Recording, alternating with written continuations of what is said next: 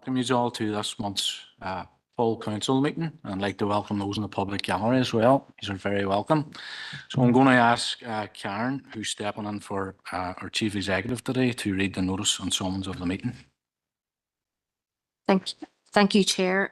To all members of Derry City and Strabane District Council, you're hereby summoned to attend the monthly meeting of the Council, which will be a hybrid meeting conducted remotely via WebEx and physically in the Council chamber on Wednesday, the 25th of June at 2 p.m.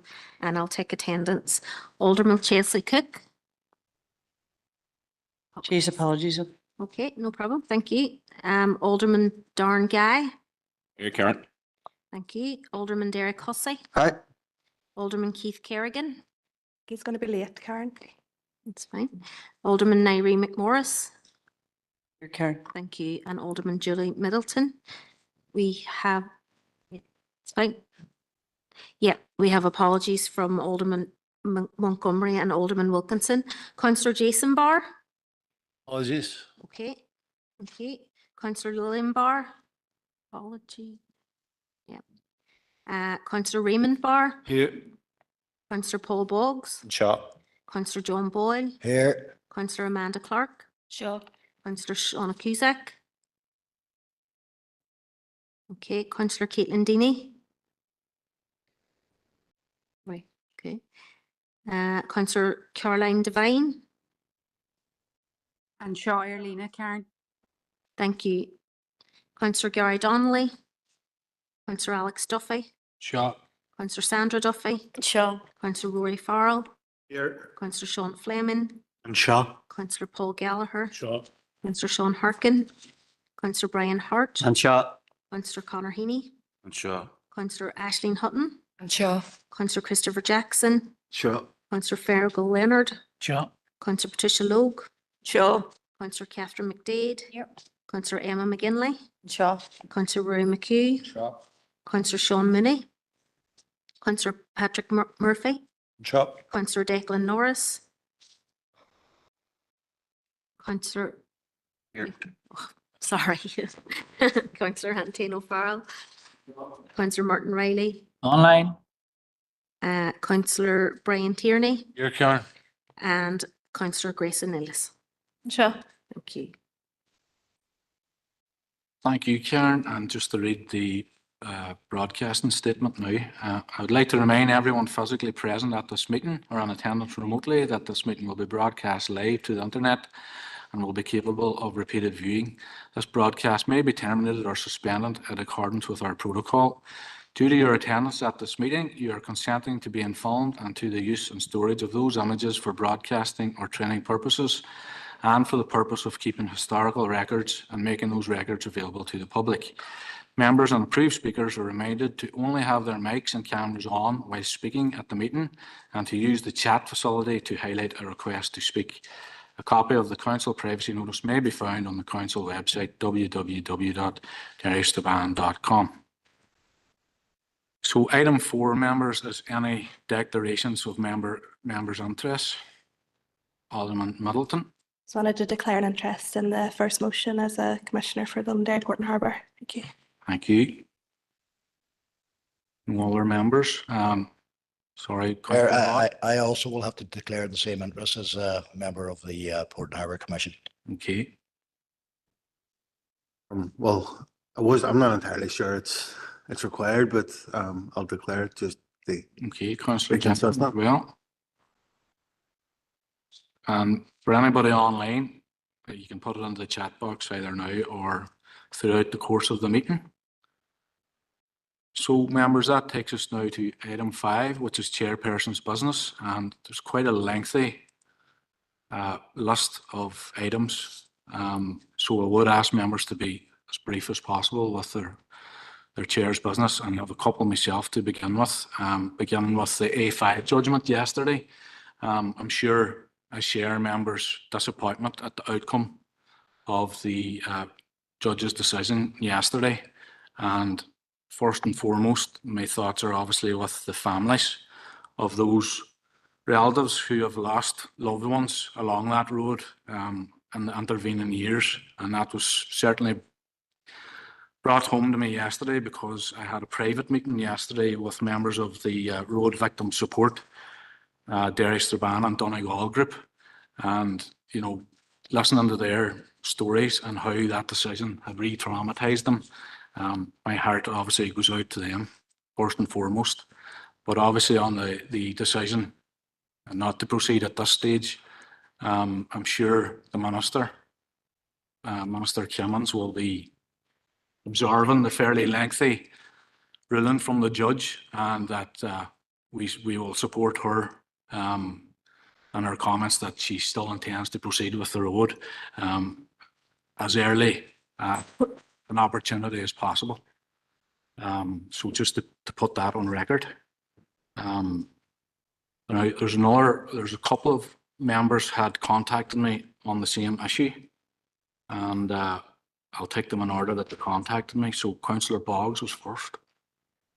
Gurnogat, Mayor, and on behalf of the Sinn Féin team, can I echo your remarks in relation to the disappointment, I think, that is shared right across this chamber, and certainly from anybody that I have spoke to since the judgment on Monday, the significant disappointment that is felt in relation to the judgment.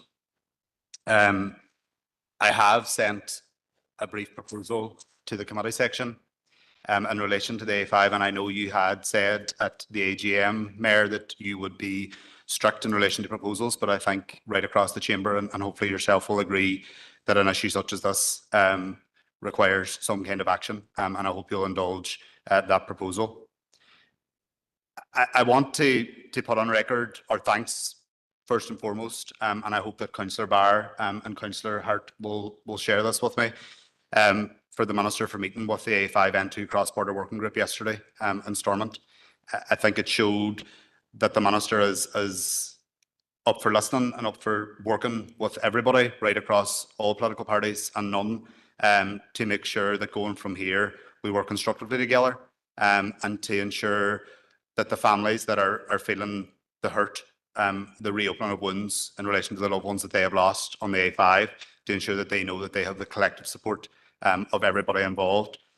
The Minister was very complimentary of the working relationship across all 5 councils that are represented on the A5N2 working group, and has asked that we do everything we can to redouble those efforts, particularly in the coming days and weeks while this is very raw, while the Minister and her officials are working through the judgment, and trying to find the next course of action and a way and a plan to chart through to ensure that, as you say, as the Minister has indicated, her full intention and her recommitment to ensuring that the A5 upgrade is delivered. So I would implore members of this chamber and those in other councils, and indeed our counterparts in the Assembly, to carry on in that vein of the working group that has shown much leadership over a far too lengthy period of time in relation to this project. But it is too sensitive for us to pick apart and to jump to knee-jerk conclusions and reactions at this stage, and therefore I would ask members for their support in relation to the motion or the proposal in front of us, and beg your indulgence, Mayor, in order to accept it here today. Thank you. Okay, Councillor Boggs, have you seconded for that proposal? Councillor Jackson. I'm going to now ask for Councillor John Boyle to come on.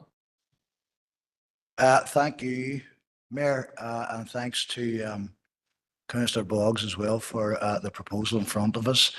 I actually also had something very similar to this proposal, but I think it important that we all speak with one voice to express our disbelief and our disappointment, and indeed the despair that yesterday's judgment was met with, because ultimately there are lives being lost, there are families being destroyed by lack of activity and lack of leadership, shall we say, and it's inexcusable. And the first responsibility of any government and any government minister should be to protect the lives of our citizens, and I say that across the board. That's what we're all supposed to be doing. But yesterday's shocking judgment points to significant failures at executive and ministerial and departmental level. Evidently, somebody dropped the ball, and they dropped it very, very badly. And the SDLP, we stand 100% behind the bereaved families in particular. And it's them that we think of today. They are the people who are in the biggest and most despair in relation to this particular issue, Mayor. So we accept the motion. We support the motion. However, I would like to add a short amendment to that motion, and that is that we also seek an immediate, urgent meeting with the Minister for Infrastructure, along with our colleagues in other councils who also deal with this particular transport corridor. So that is effectively where we're at. Okay.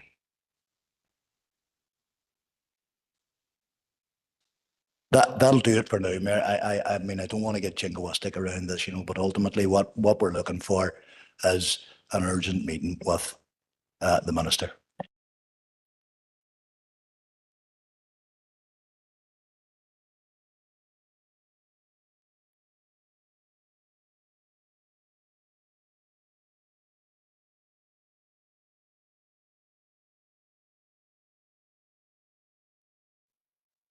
Okay, Councillor Boyle, I need a seconder for your amendment. Councillor Tierney. Okay. Number of speakers indicated. Councillor Harkin.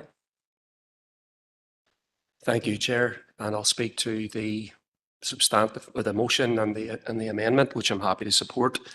And yeah, look, I think that a lot of people have been shocked by the decision, and I do really feel for families who have lost family members, people who have lost friends in the A5, and we have known for a long, long time that this is a road that needs a serious upgrade. And I've talked about my own feelings in terms of driving on the road. I think many sections of it are very, very, very dangerous. So I think that this ruling is disappointing. And I do think we need to be sensitive to the fact that people will be despairing about this. But I also think that we should not allow that to limit what we have to say about this, because this strikes me as a serious government failure on behalf of the department and the minister. And it's not the first in recent time. And it seems to me that Stormont passed climate legislation and then are not able to align that legislation to a proposal. And it looked like they were trying to, and there's being blame now put on climate legislation, which I think is completely wrong, and talk about, well, we need to look at that legislation because that's the problem. And I think that that would very much be the wrong conclusion to draw from this. I think that the work should have been done to ensure that this didn't become the issue in the court. And Stormont can't pass legislation and then a couple of years turn around and tell us that it actually has to be undone. So I think that it's very disappointing. I think that this is a moment for reflection as well. I think we want to see an upgrade of the A5 urgently, but there's also a very serious campaign as well to simultaneously develop our rail networks and properly fund public transportation. So I welcome the opportunity to engage with the A5N2 cross-border organisation, the opportunity to engage with the minister. But it just seems that we have had one failure after another. You know, a consultation that gets ignored about mineral licenses, a disastrous public inquiry about the destruction in the Sperrins, and now we have this. So I think that there are very serious questions to ask about what government is doing in relation to its own legislation, and then trying to push things through where they try to bend the rules. But happy to support both the original proposal, Mayor, and the amendment.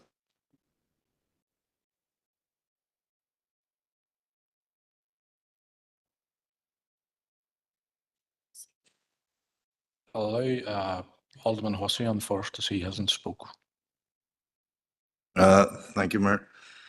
And endorse the feelings that have been expressed in regard to those who have lost kith and kin along the A5 over the years. And that was made very clear in the judgment that the judge himself acknowledged the hurt that has been caused over the years. I would also ask members to be mindful of those whose lands are being impacted upon and the issues that they have as to the uncertainty of what's happening going forward. And I welcome the motion in that this brings the opportunity for all of those issues to be brought to the fore. I agree there have been failures in government. This has been on the cards. I left the Assembly in 2007. It was agreed in 2007 that the A5 dual carriageway would go ahead, and we're still waiting. What have ministers been doing in the meantime? I include all ministers who have been within that department in that criticism. So the meeting is welcome. A new transport corridor is needed. Whether the current proposal is the way to go about it, given the situation that has arisen, but that meeting is needed, and a solution is needed to be found for the transportation of goods and people along that route going forward. Thank you, Mayor. Thank you, Alderman Hussey. Is there anybody who wants to speak to the amendment before we bring Councillor Boggs back in? No, so we'll bring Councillor Boggs in.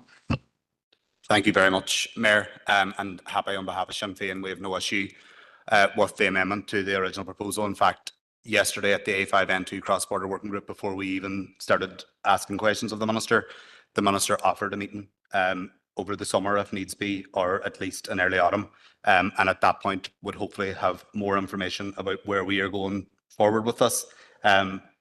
So I think we had covered in the second paragraph of the proposal, but there's absolutely no issue with it going on at the end as well. I think it's important, and it re-echoes what the Minister said yesterday, that she is wanting to work with everybody going forward, and she meant that sincerely, and I hope those that were at the A5N2 cross-border meeting yesterday would also attest to that. She is in solution finding mode, and I think that's where we all need to be. So thank you to those who have spoken in support of it, and thanks for accepting the proposal at short notice, Mayor.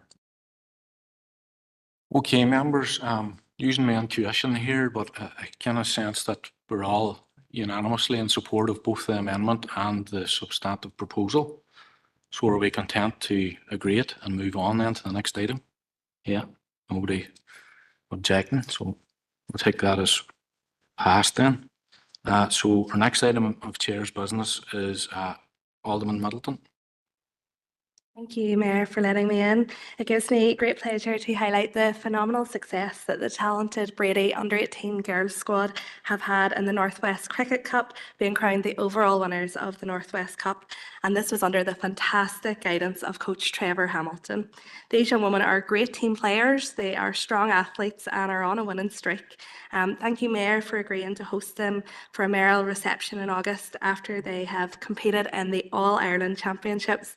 So here's hoping they'll be coming along to the reception as the All-Ireland champions, but I would put it on record that I'm proud of them either way. And Mayor, just on the topic of cricket, I also wanted to extend a huge personal thank you to Stephen, Connor, Jacqueline, John Quinn, Brian Farrell, and all of our world-class council maintenance, refuge and grounds workers for all the work they carried out with the Northwest Cricket Union and indeed Brady Cricket Club to source funding, flyers and everything in between for the International T20 Cricket Series, which helped to bring forth an amazing few days and a real boost to morale and the overall aesthetics of the already beautiful Macromason, with many locals wishing to thank the council workers at all levels for their support and for making the area even more beautiful. Thank you. Thank you, Alderman, and I had the pleasure myself of being out at Brady for the 3-day test match, but unfortunately because of the weather I didn't see any cricket, but I was glad that they were able to proceed on the Sunday. So, and well done obviously to the under-18 team, and we'll be happy enough to facilitate that whatever the outcome. Before I just bring in Alderman Guy on his Chair's business, I think I would speak on behalf of everybody when just to offer my own personal condolences to Darren on the loss of your sister, Gillian. I'm glad to see you back in here in the chamber today. So, Alderman Guy. Thank you, Mayor, for the kind words. I was very much appreciated. Obviously, some of us may have watched the World Cup of Darts recently on our TV screens and witnessed the spirited performance by the Northern Ireland team of Josh Rock and our very own from the waterside, Darrell Gurney. They clinched for the first time the World Cup of Darts. Obviously, it was a tight game and it went to a final leg decider. But I'd like to request that, Mayor, that you would hold a reception in Darrell's honour for his recognition of his achievement. And obviously, I had Kiwi too because I'd forgot they bring one up last month. And it was for Dean Curry, who captained Dungannon Swifts, the victory in the Irish Cup. Dungannon Swifts, who were very much underdogs on the day against a strong Cliftonville side, went on to lift the cup. And I know Dean looks now as if he's going to retire through injury. But I think it's a great honour for someone here from the city to actually have been able to lift the Irish Cup at some stage in their career. And I would hope that you would maybe consider our reception for him as well. Yeah, Thank no you. problem. Thank you, Mayor. Alderman Guy, I think it's safe to say that both teams were underdogs, and obviously congratulations to them. Councillor Murphy. I'd like to take this opportunity to congratulate and commend the pupils and staff of St. Joseph's Boys School for their recent Ishka for Gaza and Olive Branch for Gaza initiatives. As they break up for the summer holidays, they should be proud of themselves for shining a light into the dark corners of the ongoing genocide in Palestine and for showing their humanity and generosity of spirit for its beleaguered citizens. For many decades now, the people of Palestine have endured brutality, repression and apartheid. But the last 20 months have seen an unprecedented, relentless and cruel genocide inflicted upon the population of Gaza. More than 56,000 deaths, mostly women and children, with many thousands more unaccounted for, presumed dead. We have witnessed the destruction of schools and hospitals, the deliberate targeting of doctors, nurses, first responders and journalists. The Israelis have cut water supplies leading to disease. They have stopped food and medical supplies from entering Gaza, leading to a huge humanitarian crisis, as all the while the bombs keep falling on the population. As the world watches on in horror, we now have the grotesque vista of scores of hungry and desperate citizens being slaughtered each day as they queue for food provided by the so-called Gaza Humanitarian Foundation. All of this happens with total disregard for international law from the Israeli rogue state and with the complicity of Britain, the US and others. Shame on them. It is well past the time that political, social and economic sanctions are imposed on the Israeli genocidal government. It is time for an end to Israeli impunity. It is time for a ceasefire. It is time for the Palestinian people to live in a peaceful and free Palestine. In years to come, no one will be able to accuse the pupils of St. Joseph's School of being on the wrong side of history. They are a credit to themselves, their parents and their community. Cormac. Thank you, Councillor Murphy, and I share your sentiments. And unfortunately, due to diary commitments, I wasn't able to make it up to St. Joseph's, but I have requested to meet them and intend visiting them tomorrow just to congratulate them on their initiative. So thank you. Our next item, sorry, Catherine, go ahead. Councillor McDade. Thank you, Mayor. I just wanted to kind of echo what Pat said and or Councillor, sorry, said just to commend St. Joe's because they've been absolutely incredible over this past year. And a lot of schools locally haven't stood up and actually spoke about Palestine and let their students have a voice there. So I think that it's really important, and I'm glad to hear you're meeting with them because I think they deserve that recognition because they really have put their head above the pulpit and put themselves out there and raised loads of money and actually raised the profile and talked about it and highlighted the cause. So thanks for raising that, Councillor Murphy, and just to put my sentiments there as well. Thank you. Okay, thank you, Catherine. And Councillor Donnelly. Good Chair, and I think it's, I'd like to thank Councillor Murphy for bringing this up. I think it is important because for too long, too many people put their head in the sand, and that includes Catholic maintained schools and churches, where they've made a very distinct difference between the lives of Ukrainians and the lives of Palestinians. You know, we've had churches and schools dressing children in the colours of Ukraine, as solidarity, Ukrainian flags on altars, and not very, very little apart from individual schools. And I would like to also commend that was added, as was other councillors here, and I'd like to commend them too for the decision to do it. And as Councillor Murphy says, that when history is recorded, St Joseph's skull will be on the right side. Thank you. Thank you, Councillor Donnelly. Our next item then is Councillor Leonard. Thank you, Mayor. I would just like to pass on my congratulations to Callum Devine. Callum is from Park, and along with his co-driver, Nola Sullivan, they won the Donegal International Rally for the third time there at the weekend. So Callum joins a list of people that I'm sure many people will be familiar with, the likes of rally drivers Gal Corley, Anton Nesbitt, Billy Coleman, quite an esteemed number of names, sir. So congratulations to Callum, to Noel and all their mechanics and their support team. Thank you, Councillor Leonard, and obviously offer me congratulations as well.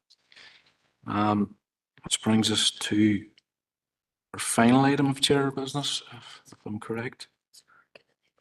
Oh, sorry, yeah, Councillor Harkin and then Councillor Niels. Go ahead, Councillor Harkin. Thank you, Mayor, for letting me in on this. And I just want to agree with Councillor Murphy on his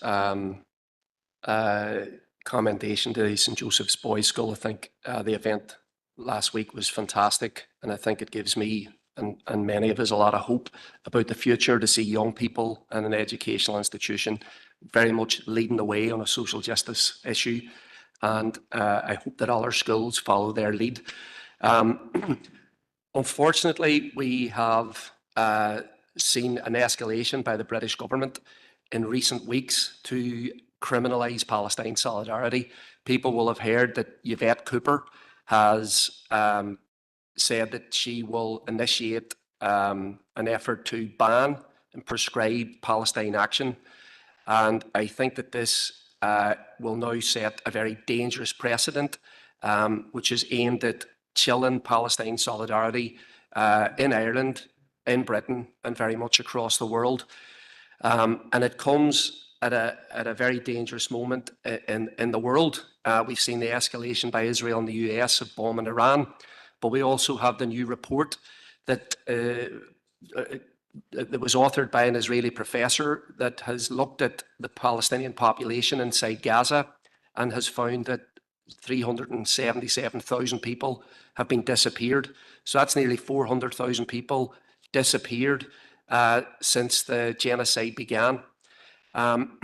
So we have seen an effort by the British government to hide its own complicity and try to put, they're trying to label people taking action as terrorists.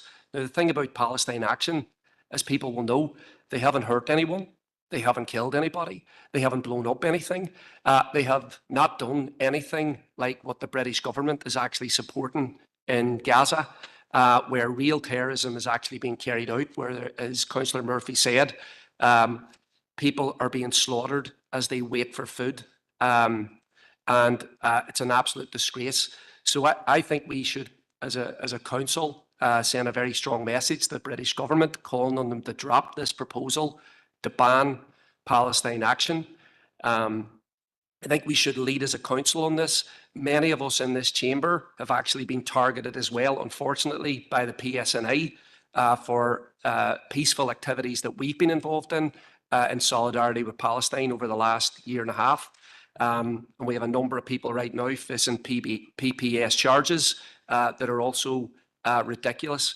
But I think we really have to push back on what the British government is doing. And I've sent a proposal to Teresa, if she can put it up on the board there, that I'm hoping that Mayor, you'll allow, and that we can get behind. Obviously, this has happened very recently, but I think it's an escalation by the British government to hide its own crimes and its complicity with Israel's genocide and try to scaremonger around campaigning and peaceful activism and direct action that people have every right to do. And, you know, as people are saying, protest and genocide is not a crime. What Israel is doing in Gaza and what the British government is doing are criminal and crimes against humanity in the eyes of the world. Thank you, Mayor.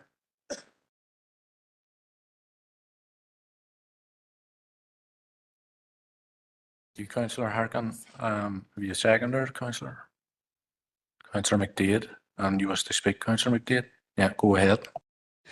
Thank you, Mayor, and thank you, Councillor Harkin, for bringing this up. I'm sure everyone has seen in the past few days in the news that the British government are planning to proscribe Palestine Action in England as a criminal or as a terrorist organisation.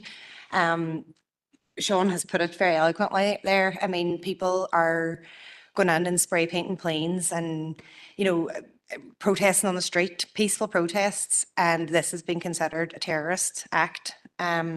Whereas the British government, as well as others, are funding actual war crimes. You know, these planes that they've painted are providing support to a country and an army that have been found guilty of war crimes and they're out for international arrest. I think we need to do whatever we can. I think that it's a very slippery slope. Councillor Harkin has already alluded to it. There's quite a few people on here who have been arrested, charged, questioned, and outside of here as well for taking part in peaceful protests here in Derry. And I think that if this is allowed to go on without people protesting it and shouting very loudly about it, then it's a really slippery slope that we'll all end up in jail if we decide that we want to protest against something the government is doing.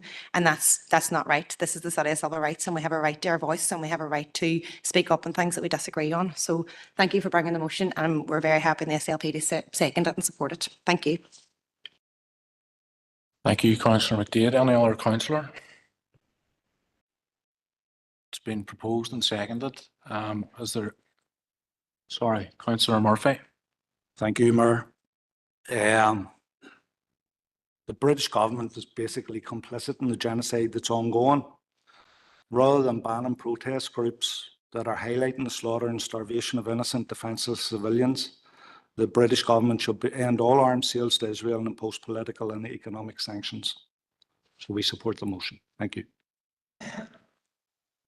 Okay, Councillor Murphy. Alderman Hussey. Just very briefly, I won't be supporting the motion.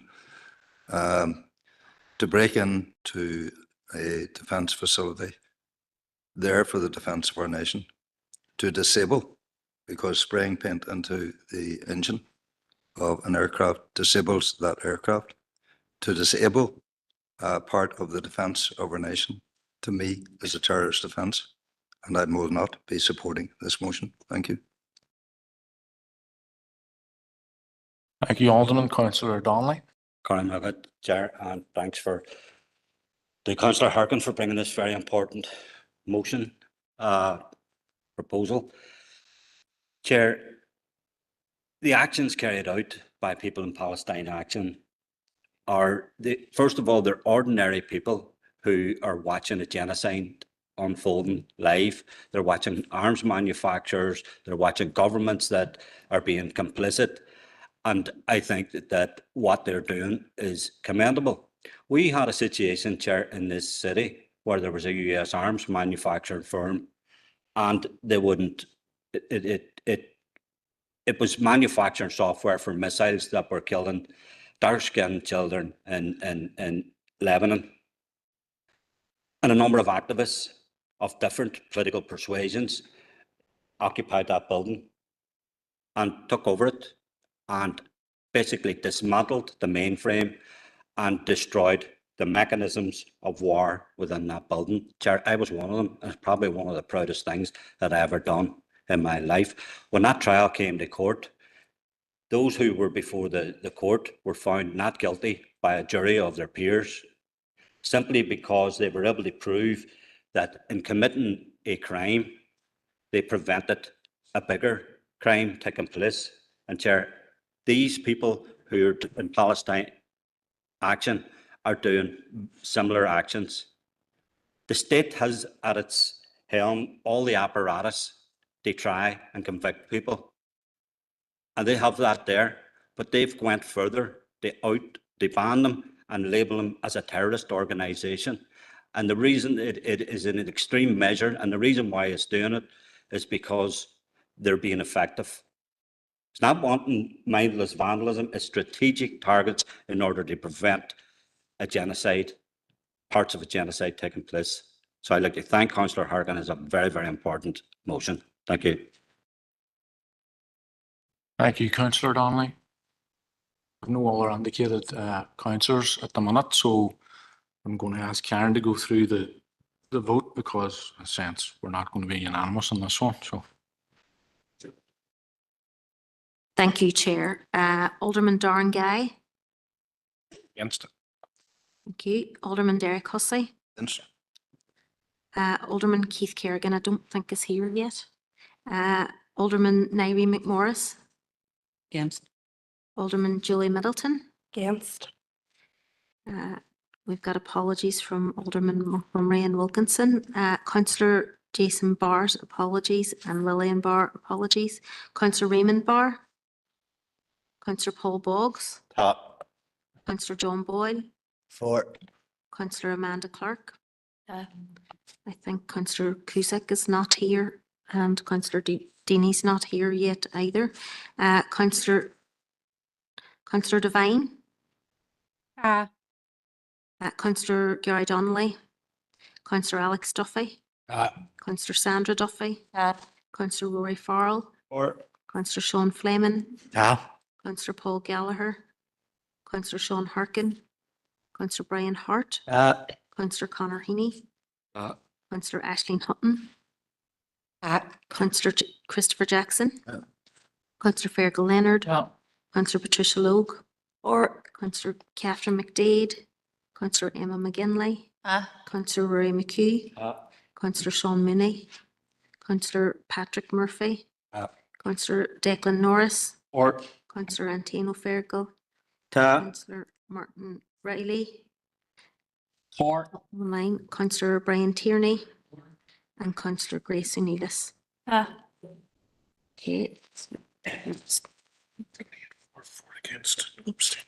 28 for, 4 against and no abstentions, Chair. Thanks. okay, members, so that's passed. We'll go on now to our final item of chair business. Councillor O'Neillis. It's just to come in and congratulate a local cyclist, Ronan McLaughlin, who cycled the full circumference of Ireland just there over the past couple of weeks to raise money for the Natasha Allergy Research Foundation. So that's a food allergy research charity that works to raise awareness of food allergies. So this invisible condition affects 1 in 10 children. And on a personal note, it's something that's very close to my own heart as a family of a child with a peanut allergy. And that's something that we have to navigate as a family on a daily basis. The danger of food allergies is something that, you know, when it comes to your house, you don't realise the seriousness of it and the significance until it really comes to your own front door. So I would like to request, Mayor, with your indulgence, that you invite Ronan and his family for a mayor's reception to recognise his family's commitment to raising money for food allergy awareness. Thank you, Councillor. Happy enough to accommodate that. Okay, members, that's Chair's business concluded. We move on then to our next item, which is item 6, and that's confirmation of the 1 minutes of the previous month's meeting, the council meeting held on Wednesday, the 28th of May. For accuracy, first of all, could have a proposer and seconder, pages 5 to 28. Sorry. Go ahead, Alderman Hussey. Thank you. Just on accuracy, C19825, page 7 and page 8. It's the Fermanagh and Western, not the Fermanagh and Omagh Football League. Western being West Ulster, the traditional nature of it had covered Donegal and Cavan. And on the paragraph there, it refers to only been 4 winners of the trophy. Only been 4 winners from our council area of the trophy since 1904. Thank you, Chair. Okay, thanks for that, Alderman. Are you happy to propose? Yeah, seconder, please. Councillor Neelis. So any matters arising? Councillor Neelis. Can I come in under C206/25 and the Houses of Multiple Occupation policy, please? So this month, we've seen the adoption of the LDP at the Planning Committee. And after 10 years of hard work, I'd like to commend all the officers and everyone who was involved in getting it to this stage. However, there are concerns, in particular around our HMO policy, and we completely appreciate and understand all of these concerns.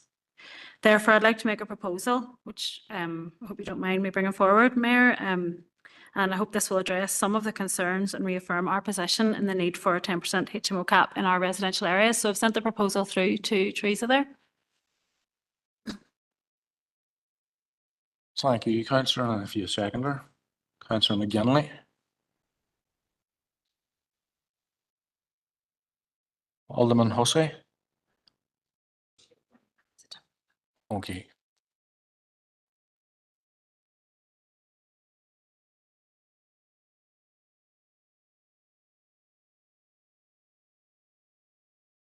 Councillor Boyle, go ahead. Well, appreciate Councillor Neelis bringing the motion forward. I'd kind of expected that we would perhaps have done this when it come to the planning committee, and ultimately then the council would endorse or not the local development plan. But I appreciate you bringing it in at this point. And just to say, Mayor, on behalf of the SDLP, we are entirely supportive of this particular proposal. I mean, it goes without saying that there are very, very many people who have concerns around houses and multiple occupancy. And we have heard their voices very loud and very clear. And this is an acknowledgement of that. I think that we honestly and openly should be engaging with as many of our citizens as we possibly can do across the entirety of the LDP. And it's a very, very significant piece of work that has taken somewhere in the region of almost 10 years to reach a particular conclusion. But that's not to put aside the very real and honest sentiments and concerns that people have expressed to all of us as elected representatives. So at this point, on behalf of the SDLP, we are content to accept this particular proposal at this juncture. Thank you. Thank you, Councillor Boyle. Same as you, Councillor Harkin. Go ahead. Thank you, Mayor. And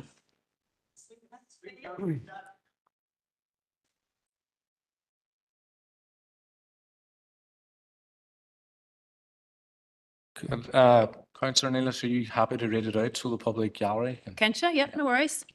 So this council endorses the campaign requesting the introduction of a 10% cap on HMOs in residential areas within our council area. Council recognises the concerns raised by residents surrounding the estimated timeframe involved in developing our local policies plan and the potential for unsustainable HMO development in the interim period. This council will proceed with the local policies plan as a matter of urgency. In the interim assessment of all HMO applications, weight is given to ensuring that the council's ambition to introduce a 10% cap is not prejudiced prior to the implementation of the local policies plan. Need to remind the public gallery that they're not permitted to speak in a full council meeting, unfortunately. So we'll ask Councillor Harkin to come in. yeah, thanks, Mayor. Look, first of all, I want to acknowledge that there's members of concerned residents around McGee here today, and I want to commend the work that they've carried out and the campaigning that they've done, and the light that they've shone on these issues. And I think that this proposal today is an acknowledgement that there is a very serious issue and that the concerns of residents have not been addressed. And I know that there's been constant talk about scaremongering, but the fact that this motion is here today demonstrates that CRAM is right. And so the goals that are in here, I support, but But I think the fact now that we're being asked to vote on this, I've got questions about whether or not this can actually hold up. So we're being asked today to vote on the local development plan. And then we're being asked today, just seeing this motion today, that this will actually do what CRAM and others have been demanding, that this will actually make sure that there is a 10% cap. So I've got concerns that I want to get a legal opinion on whether or not that this can actually hold up. And I think that people have a right to see that. So my proposal would be that we actually take this proposal under consideration, but that we actually need to get a legal, we need to have a paper that tells us what it means to say that in the interim assessment of all HMO applications, weight is given to ensuring that council's ambition to introduce a 10% cap is not prejudiced prior to the implementation of the local policies plan. So what I would suggest is that we look at this very seriously, because maybe this will work, and I want this to work. But I think that to have that discussion, I think we have to defer on the decision today to implement the local development plan, because we actually need to have a discussion about this. I want to see the evidence that this will work. And so it's not just something that we pass today because there's campaigners here who've been raising this. We want to make sure it can actually stick. And I want this to stick. But I think we need to be able to see that this will actually do what it says it's aiming to do, which is to actually defend a 10% cap across the district. So that would be my proposal. So I'm happy to support this, but I don't think that we can have this discussion without actually looking at what's in the planning paper as well. And I think that I would have preferred this discussion to actually happen when we were talking about the actual local development plan, because this seems like what needs to go along with it. Thanks, Councillor Harkin. Alderman Middleton.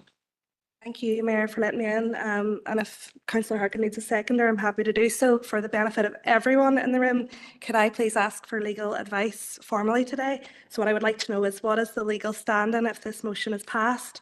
Has this been carried out anywhere else before? And what weight will this motion hold should an application go to appeal? Thank you.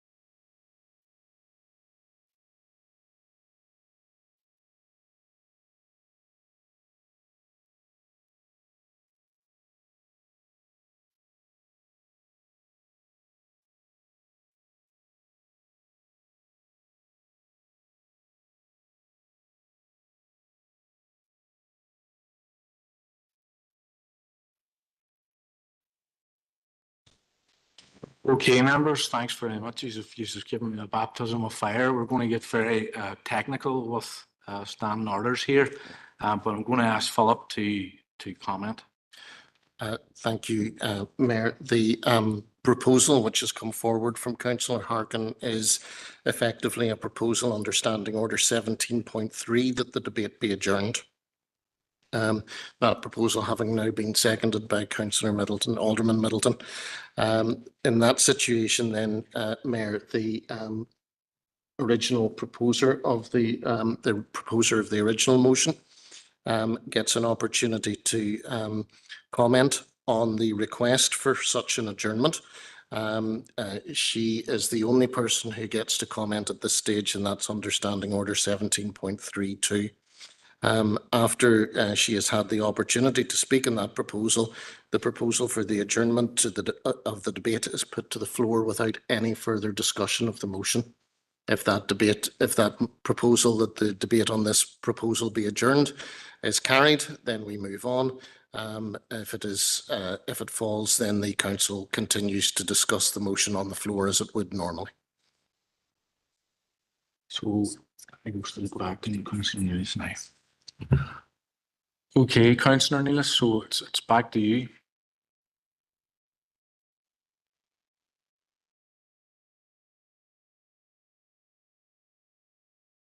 All right, members, if you were listening to Philip there, I can't bring anybody else on. It has to go straight back to the proposer of the original motion, Councillor Neelis. Not even for further legal clarification. Chair, can I just clarify? I think we might have jumped the gun there. I'm happy to propose or discuss this proposal.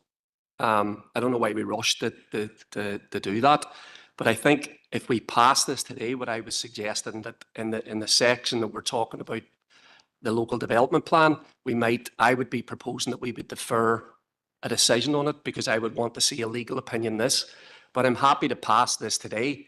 But that doesn't mean that I wouldn't have another proposal in the actual section referring to where this is relevant. Okay, Mayor. So apologies then if I've made a mistake in relation to that. I thought the proposal from Councillor Harkin was that he didn't want to discuss this motion because he wanted a legal opinion on the consequences of this motion, this being the motion that was on the floor at the time. But if that isn't the case and he's not making any such proposal, then I assume that he would need to withdraw his proposal that we defer because there's nothing else under debate at the present time. So it's this proposal we're debating. So any request, any proposal to defer would have been on this proposal. If that's withdrawn, then we can go on ahead and debate this proposal as normal. Well, what I would be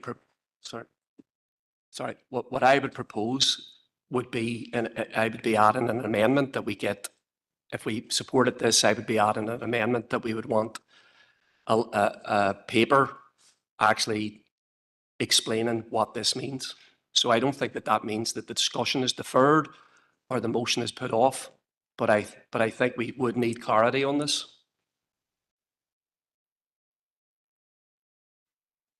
Okay, Councillor Harkin, if you're essentially what you're saying is you want an amendment, so if you want to put an amendment, can you put it in writing so we can see it up on the screen?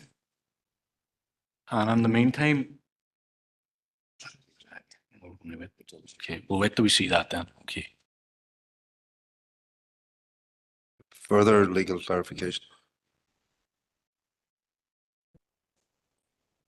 Go ahead. Thank you, Chair.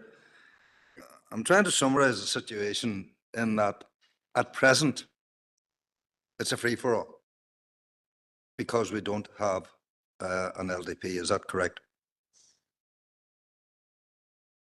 Sorry, Mayor, through you. At present, we don't know what the proposal is. We'll wait for that. No, sorry. I'm asking the current situation. We need to see the amendment before I can comment any further on anything, because that's what's happening. Okay, so we'll just wait then until that's okay. Councillor Harkin has it up on the screen so we can see it. Bear with us.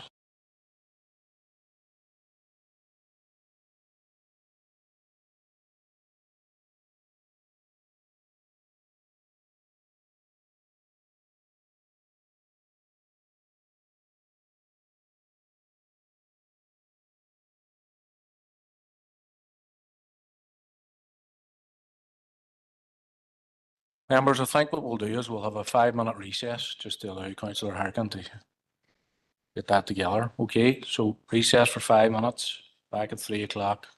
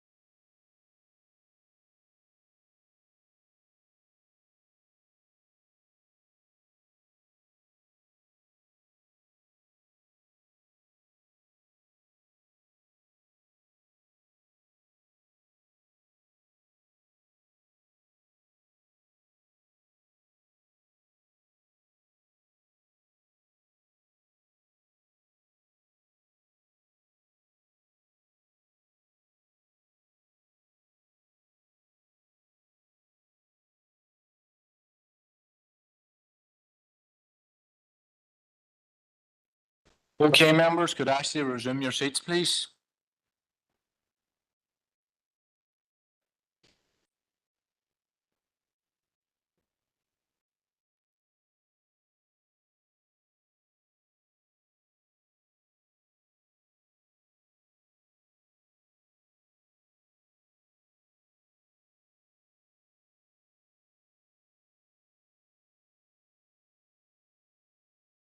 Okay, members, we've had a chance now to read Councillor Harkin's amendment. Can I ask Alderman Middleton, are you happy to second that amendment the way it is? Yes.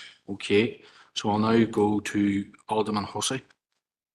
Thank you for that, Mayor. I'm trying to get this right in my head. At this present moment in time, we're working on the old plans for Derry City and for Strabane.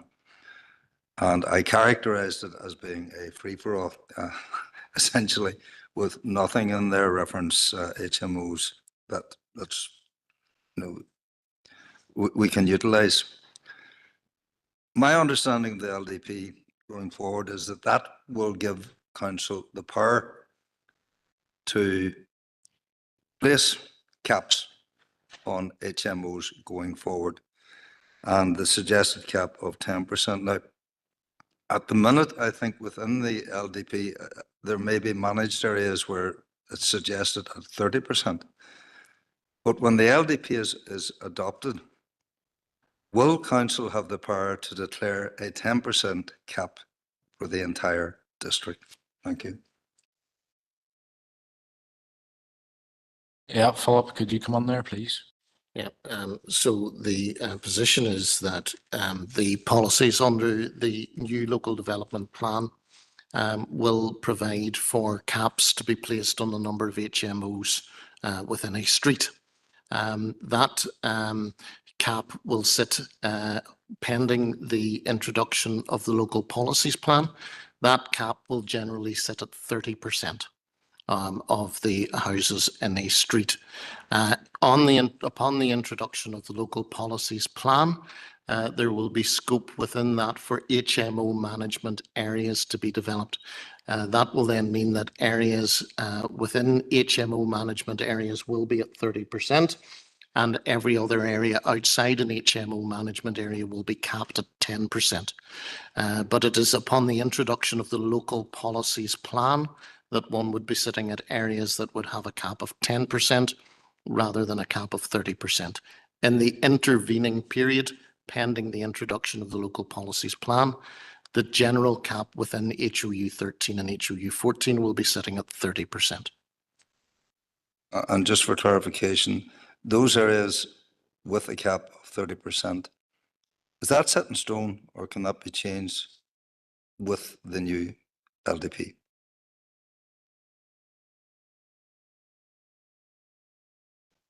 Yeah, so the LDP cannot be changed by council at this stage. That would be something which could be done subject to a review post-adoption. There would be the opportunity to change it. And obviously, as part of the local policies plan, there is the potential to, as I say, cap areas. In fact, any area that isn't designated to be an HMO will be capped at 10% automatically once the local policies plan comes into place. Okay, our next indicated speaker is Councillor Tierney. Thank you, Mayor, and thank you for the slight break that we managed to get our heads around where we actually were. Councillor Harkin's amendment makes sense in my view. I do have one slight concern around it, and hopefully officers will be able to clear that up. And it's more of a housekeeping concern. I believe that the paper that Councillor Harkin is requesting will need some amount of preparation work before it's ready to come before members. And I worry, will that be back in time for the July planning meeting, which is next week? That is a concern of mine. In the original proposal by Councillor Nealis, the last paragraph, with the adoption of that proposal, does that mean that that proposal supersedes the LDP in terms of the council policy? And I think that needs to be within the paper and explained. So I'm happy to support Councillor Harkin's amendment with, I suppose, a bit of allowance in terms of the preparation of the paper and making sure that it's back, because as we can see and have seen for months now, residents from Cram are rightly concerned about HMO development within their own area. I would like to be able to support the LDP with the confidence that we know exactly what we're doing. We have taken into consideration Cram's concerns, and we have done all that we can morally and legally to mitigate against them. That's the reason why we want to support the amendment. We think this paper needs to come back, but I worry in relation to the inclusion of the July Planning Committee, and maybe suggest that that might be better, given, I suppose, the publicity around this issue, the concern from local residents, and the concern from elected representatives as well. It might be better to suggest that that comes back for the July full council meeting, so that we all have an opportunity to debate this, because you can rest assured, Mayor, if this comes under the July Planning Committee, it's going to come to the July full council anyway, and it's going to be debated there anyway. So that might be maybe a better suggestion to allow officers the time to do the background work to get us the correct detail that we need to make an informed decision on the best way forward for council, for developers, and for residents in and around Magee. Thank you. Thank you, Councillor Tierney. I'm going to bring in Karen here just around that whole issue of time. Through you, Chair, members, you will be aware that the papers for July Planning Committee have been published. So if we were to bring a paper to committee, it would need to be the September committee, because that's the next planning committee that we have scheduled. But I can bring Philip in to provide some further clarity. Thank you. Yeah. Members, there are obviously consequences associated with that position as well. Obviously, there are papers that have gone out for the July Planning Committee with a number of applications which are on those committee.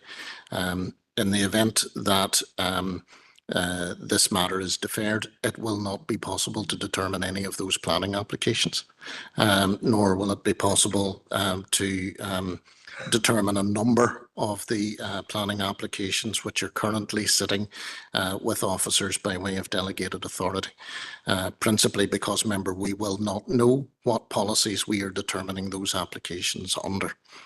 So that position may sit until such time as it was possible to bring a legal opinion forward or a paper forward, if members want a formal written paper in relation to this, either in September or when we get to it. Members, however, the legal position in relation to this is actually very clear. And the legal position in relation to this is simply that upon the adoption of the LDP, the determining policies will be HOU 13 and HOU 14. Those are the matters in relation to which determining weight will have to be given.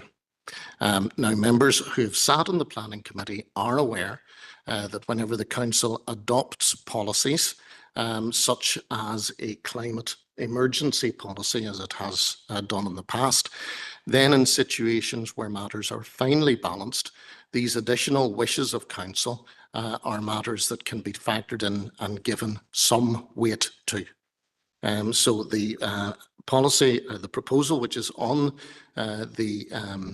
which is in front of you today, states that weight should be given to ensuring that Council's ambition to introduce a 10% cap, and members have made it very clear, and indeed it is the principle of HOU 13 and HOU 14 that we will largely be at a 10% cap within HMO, except within HMO management areas.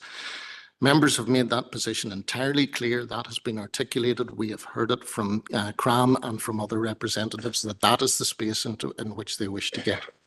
And therefore, members, in a situation where there is a finely balanced matter, some weight can be given to that intention. But to be 100% clear, the opinion is going to be that the determining policies will be HOU 13 and HOU 14, and that is not going to change. That opinion is not going to change. Councillor Tierney, briefly. It's just back to Philip's point around the timing of it. If July's planning committee is no good, is full council the best space in July to have this discussion? I appreciate the answers that Philip has given, but I would still appreciate a paper on the implications of the proposal that's before us. So is July's full council meeting, Mayor, the best place to do this? Because from what I've heard Philip saying, a number of planning applications next week can't move forward and probably won't move forward until September. So should we try and get this wrapped up for July and move forward that way?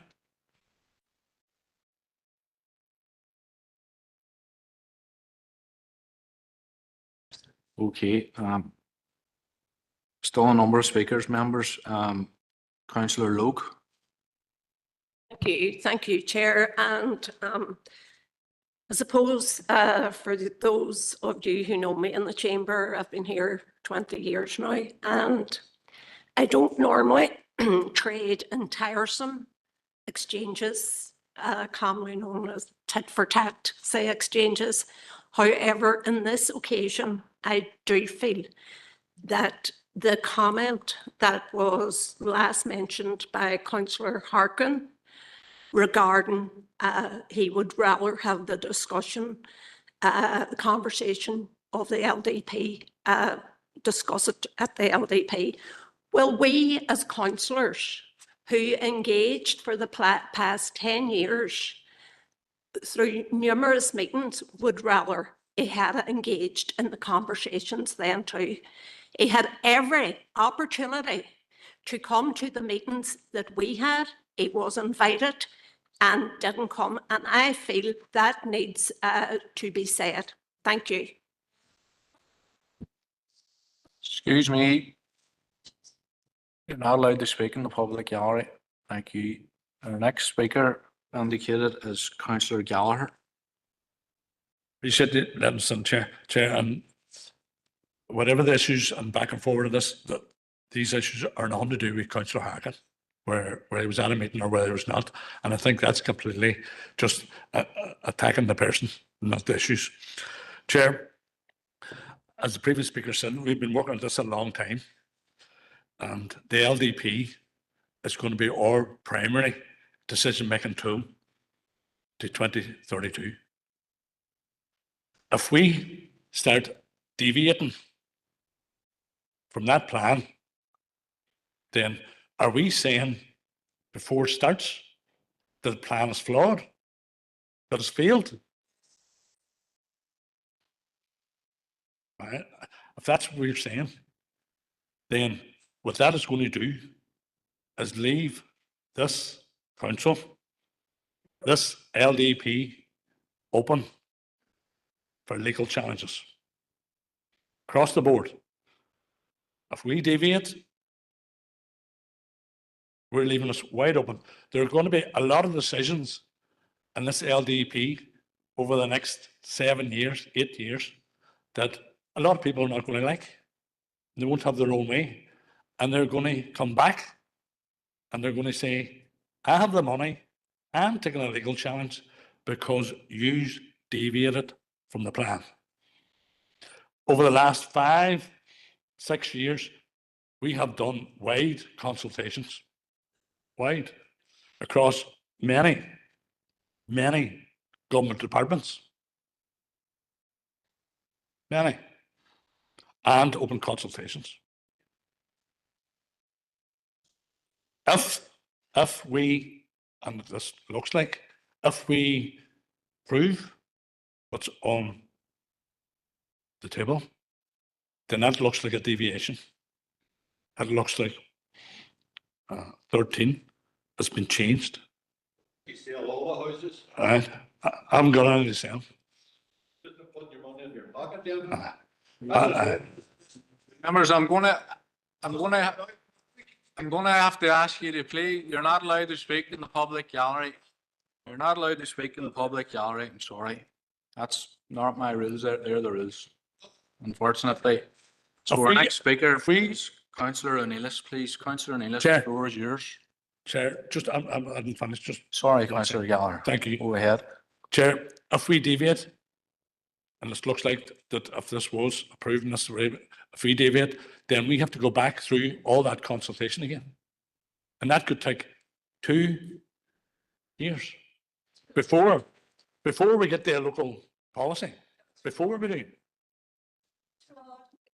We will be open, we will be open that we need to go back through all the consultees to see if they accepted this amendment. That's what we'll have to do. The Minister knows it's law. Okay, Councillor O'Neillis, please. Sorry, I'm really struggling to hear what Councillor Gallagher said because there's a lot of voices at the same time and I just can't focus in on one at a time. I genuinely didn't bring, this has been brought forward today because of the concerns. And, I'm glad that everybody in the room is on the same page on this in terms of the residential 10%. So really what I had come in to ask, and Philip has answered some of it, but I was just wanting to ask for some legal advice, Philip, if you don't mind, in terms of, I know that when I had initially brought this proposal forward, there was some people in the room had asked legally, where did it stand? So if you wouldn't mind answering that, and as well as that, what kind of position does that have on the planning applications that were put through in the last planning committee? Sorry, if it was to be deferred, what would that affect? The second part of your question, members, I would be very reluctant to provide legal advice in relation to determined planning applications. And open business members would require that legal advice to be provided in the manner in which it attracted privilege. And that privilege was preserved. In relation to the first part of your question, as I say, the standing of this motion would be that the determining and the weight policies will be HOU 13 and HOU 14. However, this is a motion in respect of which members can have cognizance in the event of a finely weighted matter.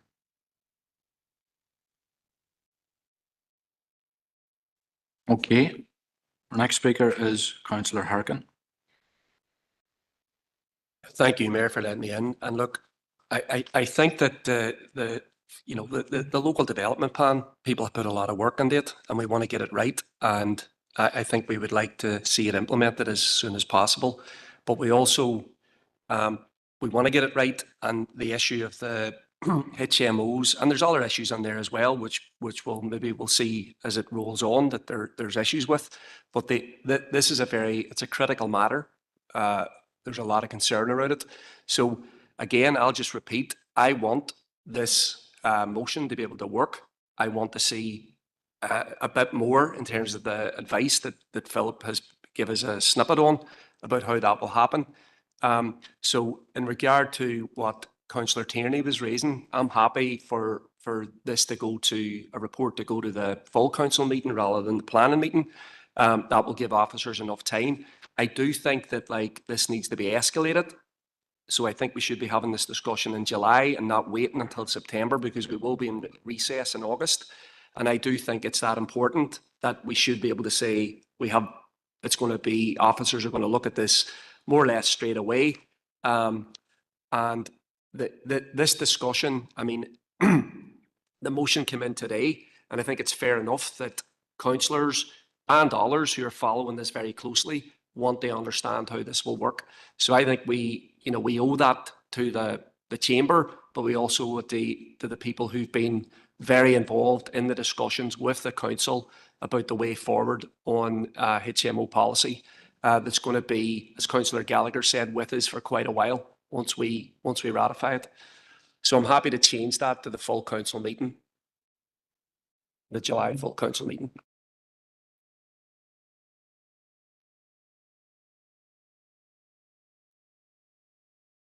Councillor Harkin, that would require an amendment, and the proposal's already on the floor. It's been proposed and seconded, so unfortunately it can't be altered.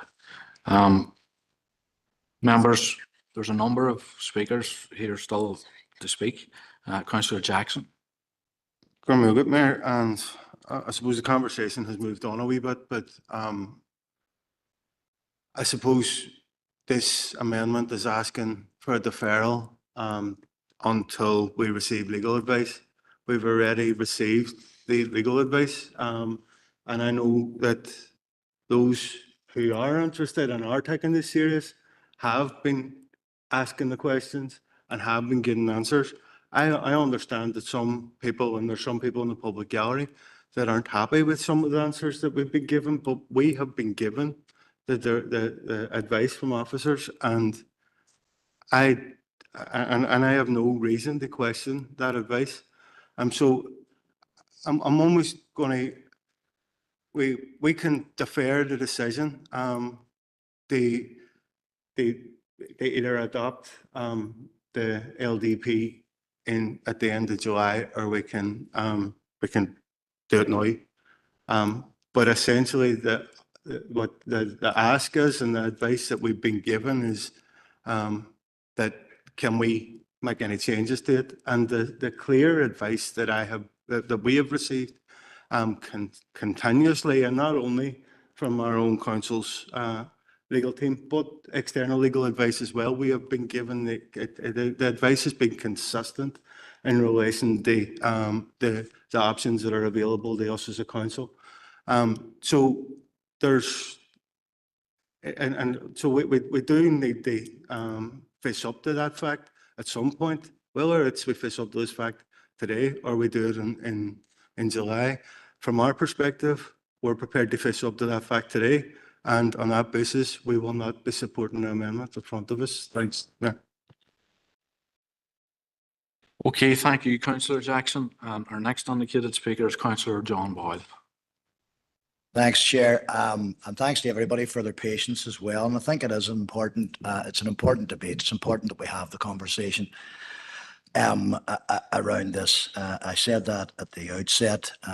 However, and I'm going to address Councillor Harkin's amendment, because there are a number of questions that pertain to that may well be very significant, and may well be, when we hear the answers to that, may well be a defining moment for those who may well wish to vote for the amendment or not.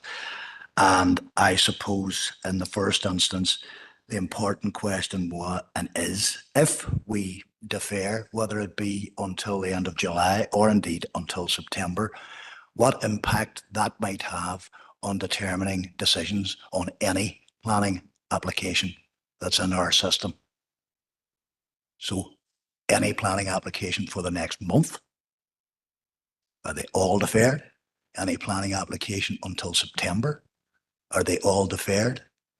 These are important considerations as well, because the local development plan, as all members will know, were you to print out that local development plan, it'd be the width of 2 Bibles. So many pages are there in it. But I think the important question that needs to be asked is, what are we deferring?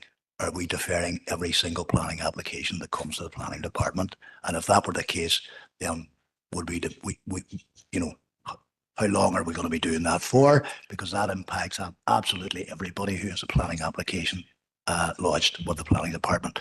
So before we ever come to a vote, I think people need to understand what the implications of this particular amendment might be.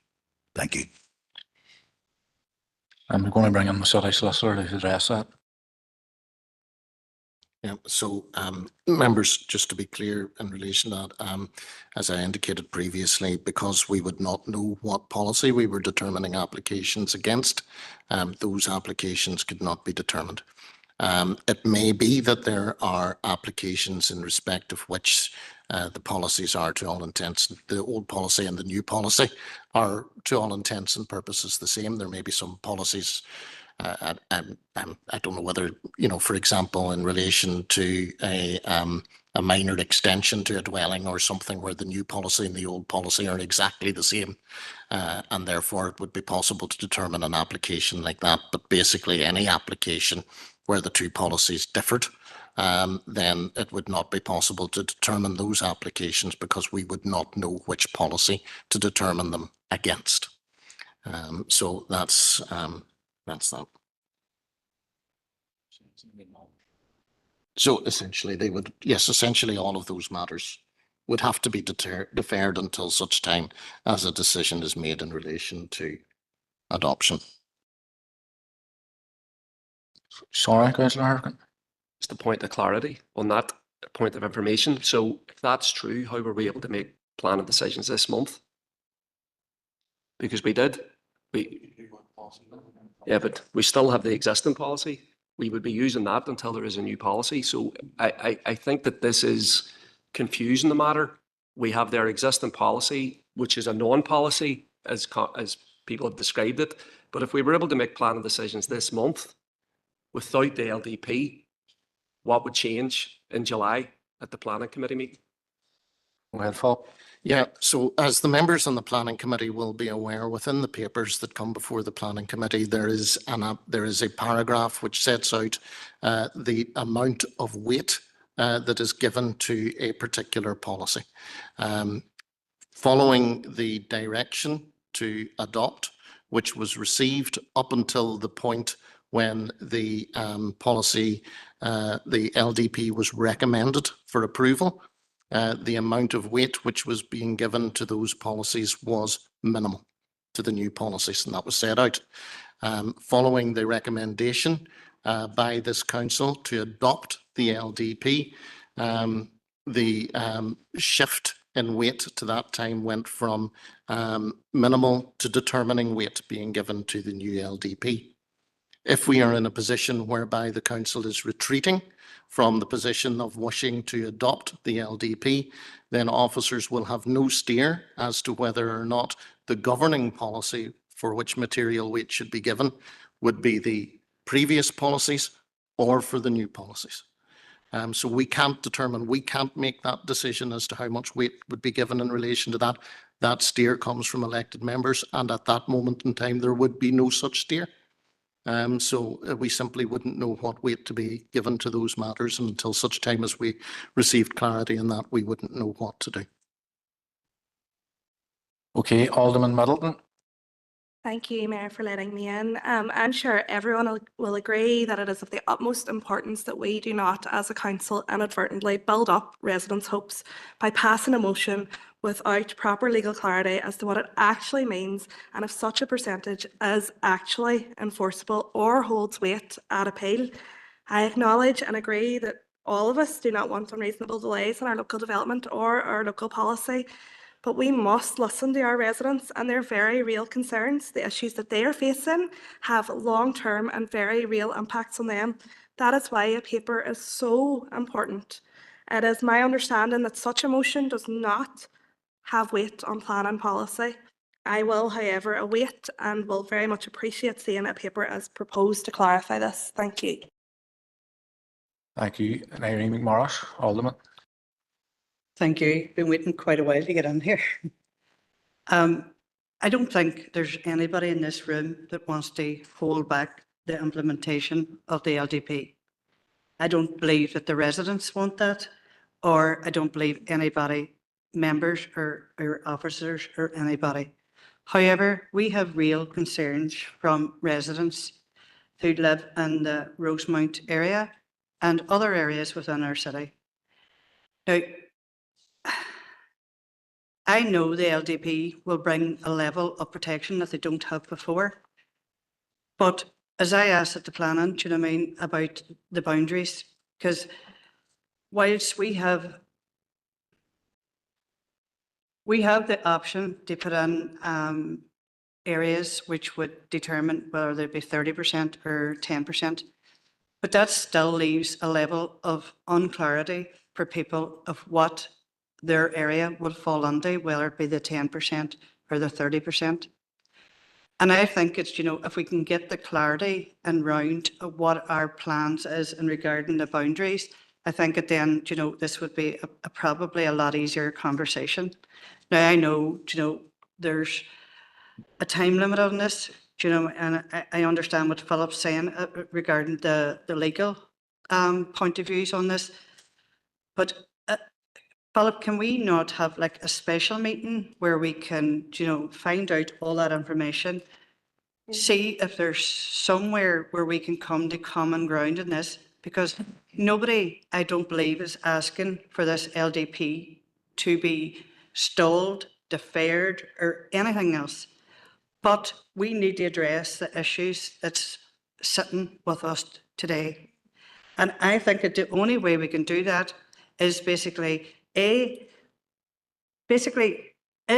this endorsement that we have in front of us, is that going to protect certain areas within our council area in regards to that they're not going to be falling into the 30%? That's basically where we need to get to. Do you know what I mean?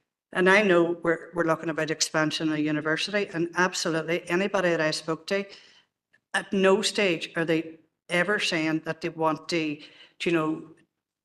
limit that or deter from that or whatever. But we have an issue that we're all familiar with. And I just believe that if we can just pause and see if we can get some legal clarity on regarding the weight of this endorsement. Because if we're sitting determining planning applications, and I'm on the planning committee, if I vote to implement an HMO or put the weight of 10% on it, how protected am I for making that decision, which is basically just an endorsement, but not actually within the policy? I think that there's a whole lot of ifs and buts. And I just think, if we stalled for a period of time and maybe done a special meeting in regards to bringing this forward, I do believe that nobody wants to stall the LDP. I honestly do believe that. But I've said to the residents and I've said to committee, where we're at is I would not want to live beside some of the challenging positions that these people are living in. We had an application last month where it was like 74% of HMOs in the one street.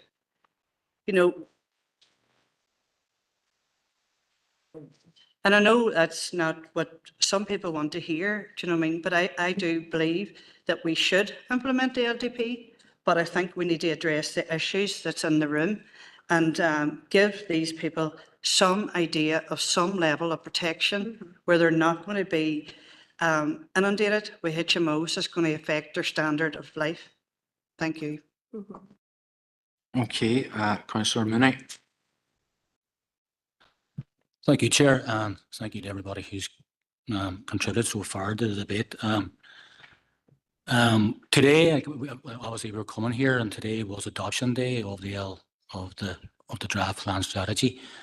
And last night, I was sitting reading the papers for today's council, but I had a thought to myself, and it was actually briefly mentioned there now by the city solicitor. But given the fact that we were adopting, my thought went back to what you do is you go back to the Parent Act, and that's the Planning Act 2011, and Section 12 very clearly states out the process for adoption.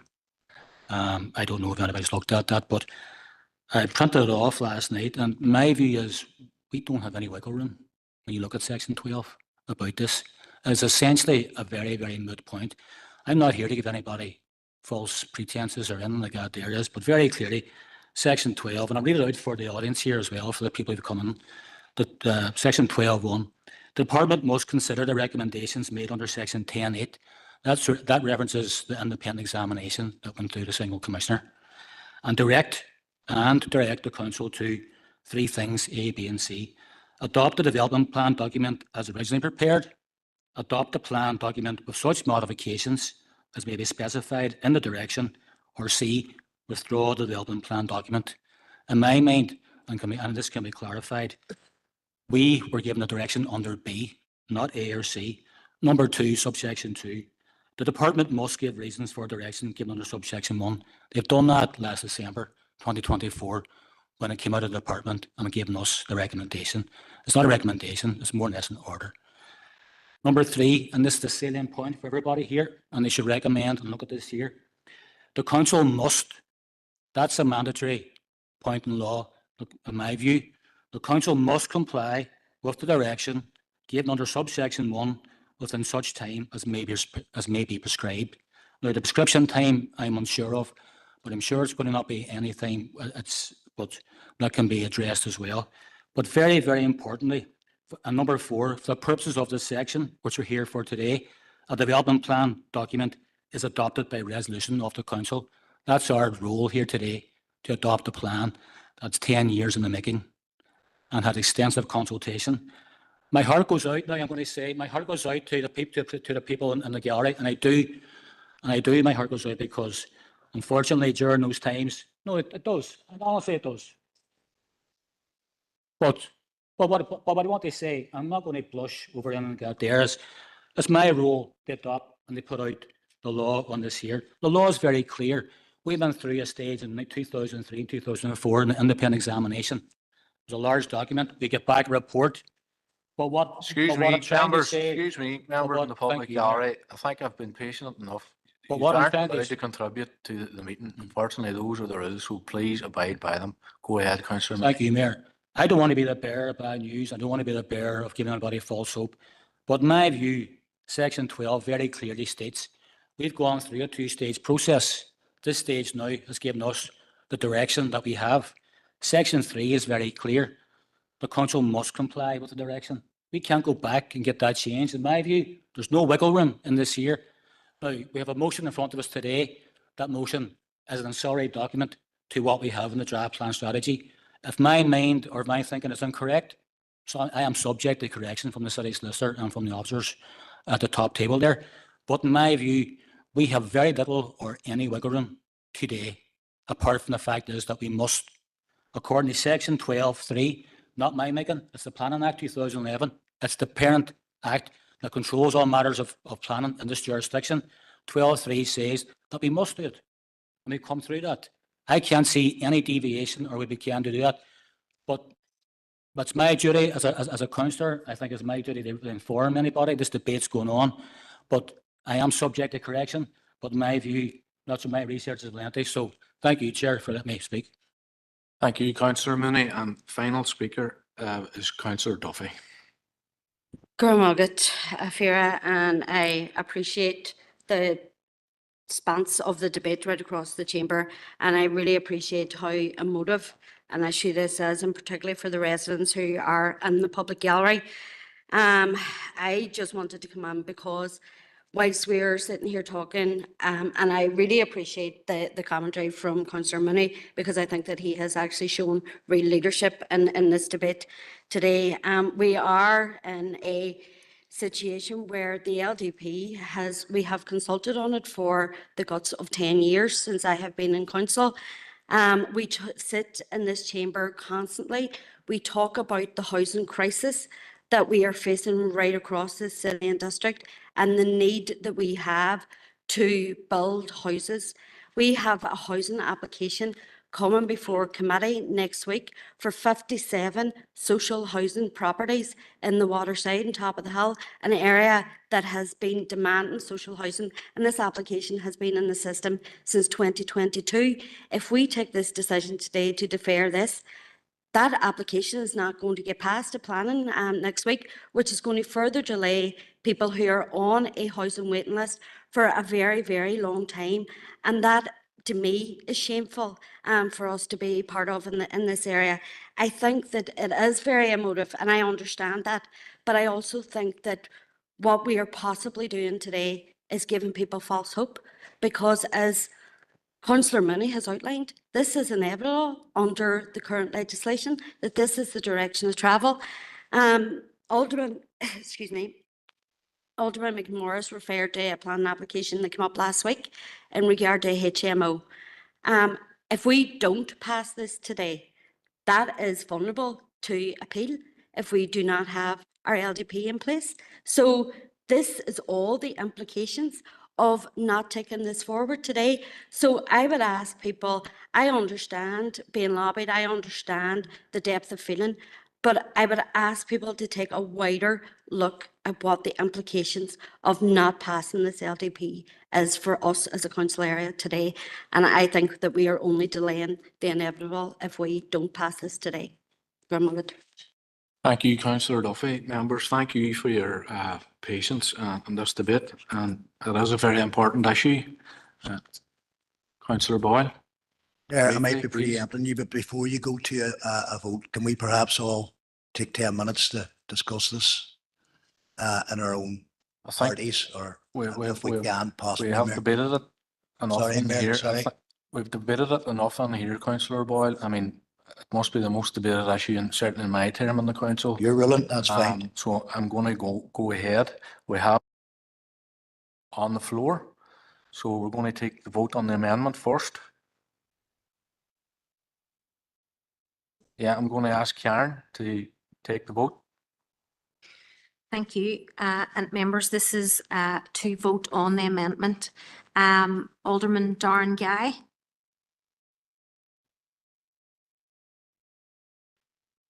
I'll vote for. Or Alderman Derek Hussey. For. Alderman Nairi McMorris. Or. Alderman Julie Middleton. Or. And Councillor Raymond Barr. Councillor Paul Boggs. Nil. Councillor John Boyle. Against. Councillor Amanda Clark. Neil. Councillor Caitlin Denise. Oh, no, yes, sorry, yeah. Neil. Thank you. Councillor Caroline Devine. Neil. Councillor Gary Donnelly. Or. Councillor Alex Duffy. Nil. Councillor Sandra Duffy. Neil. Councillor Rory Farrell. Against. Councillor Sean Fleming. Neil. Councillor Paul Gallagher. Against. Councillor Sean Harkin. Councillor Brian Hart. Nil. Councillor Conor Heaney. Nil. Councillor Aisling Hutton. Neil. Councillor Christopher Jackson. Nil. Councillor Fergal Leonard. Nil. Councillor Patricia Logue. Against. Councillor Catherine McDade. Councillor Emma McGinley. Neil. Councillor Ray McHugh. Councillor Sean Mooney. Councillor Pat Murphy. Nil. Councillor Declan Norris. Councillor Antane O'Farrell. Nil. Councillor Martin Riley. Councillor Brian Tierney. And Councillor Grace Neelis. Neil.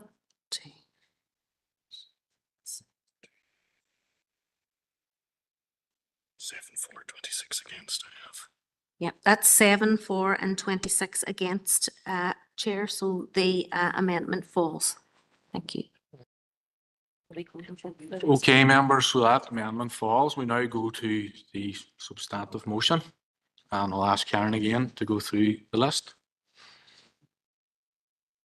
Thank you, Chair. Alderman Darren Guy.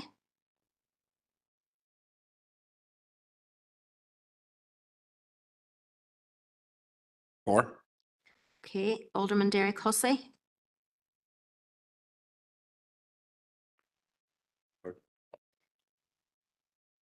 Alderman Nairi McMorris. For. Councillor Julie Middleton. For. Councillor Raymond Barr. Councillor Paul Boggs. Pat. Councillor John Boyle. Or. Chair, through you, can we ask members, is there anyone who's going to vote against the motion? Councillor Gallagher, your vote is against. Anyone else? I'm abstaining. Abstain. Okay, thank you. 1 against, 1 abstention. So, sorry. 31 for, Yeah. 1 against, 1 Yeah, abstention. so we have 31 for, 1 against and 1 abstention. Chair, so that passes. Thank you. Okay, members, so the substantive motion has passed. Thank you for your patience and your contribution to that debate. Thank you. Any other matters arising? Councillor Harkin.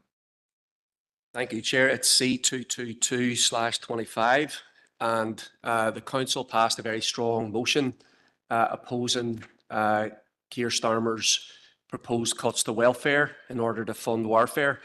And we passed another motion at the last meeting pointing out the hypocrisy in this again. And I just want to point to the fact that there's a major vote happening in Westminster next week on the 1st of July.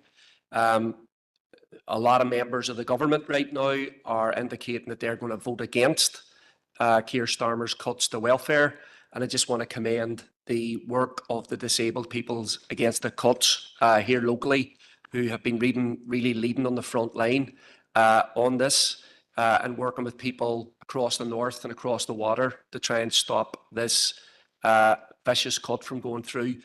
And look, a lot of campaigners have warned that this will have a disproportionate impact here in our district and across the north. It's going to impact people it'll impact people's ability to pay their rent, which could actually lead to more homelessness and drive up the number of people to an already record level of people who face homelessness in our district and across the north. So it's really just to commend the work and encourage people from DPAC in the work that they've done. And I hope that enough members of the government vote against this atrocious proposal next week to stop it in its tracks. Thank you, Mayor. Thank you, Councillor Harkin. Alderman Hussey. Thank you, Chair. It's item C194, forthcoming events, page 6. Alderman Middleton had referred to the All-Ireland Pipe Band Championships forthcoming, not this weekend, but the following weekend. And I think tribute also has to be paid to our own officers. This whole process began several years ago when Jacqueline Worski was approached with regard to something that can bring forward that particular large element of culture that exists throughout our council area. So I think thanks has to go to our officers who have tenuously kept this going to the point where this is going to materialize on not this weekend, the following weekend. But I would like to also praise the Royal Scots Band Association in that it's not just about the championship at Eglinton or Abington. It's about fringe events that will occur throughout our council area. And I know, talking to a fellow citizen that you know well, Alistair Patterson, who was deeply involved, that is something that has materialised. And I would urge members to support not alone the championships, not this weekend, but the following weekend, but also the fringe events which are going to occur throughout the district. And in particular, this night week in our own town in Castlederg, when we have the mass pipe bands and individual bands, Highland dancers, drum majors displays, you name it. It'll all be happening in the Diamond in Castlederg. So hope to see some of our colleagues making their way down to the Derg for that particular fringe events and other fringe events that will be occurring. Thank you, Mayor. Thank you, Alderman, and I hope that you'll continue in your efforts to make Castlederg Town Centre more welcoming to every section of the community with the removal of flags that have still been appearing on lampposts. So next speaker is nobody else, no? So no other matters arising there. So we'll move on to item 8, confirmation of the open minutes of the annual general meeting held on Monday, 2nd of June 2025. For accuracy, proposed Councillor Hutton, seconded Councillor Boggs. Any matters arising? No. Sorry, Councillor Harkin, go ahead. Yeah, it's GSP 132. Sorry, where are we?